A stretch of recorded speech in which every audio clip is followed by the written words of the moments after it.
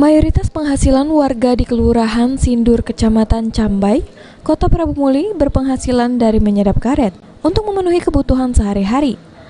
Namun kondisi harga jual getah karet hingga sekarang masih belum stabil, ditambah lagi masuknya musim kemarau.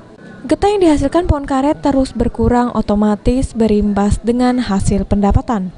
Sementara itu untuk memenuhi kebutuhan sehari-hari yang terkadang tidak seimbang dengan pemasukan, segelintir warga yang berdomisili di daerah Sindur mulai mencoba peruntungan lainnya untuk menambah penghasilan.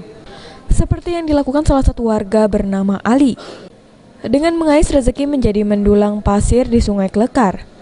Dengan merendam setengah tubuhnya di aliran Sungai Klekar, butiran-butiran pasir di pasar Sungai Klekar dikumpulkan di dalam ember yang sudah disiapkan untuk diangkut ke pinggiran Sungai Klekar. Tidak bisa gitu? Tidak pacak ngembek pasir.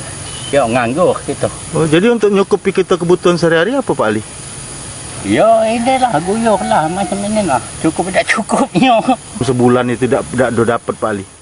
Dari hasil mengumpulkan pasir, minimal uang 35.000 dapat dikantonginya.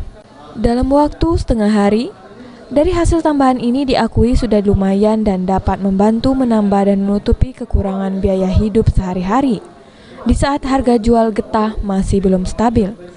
Anton, PAL TV.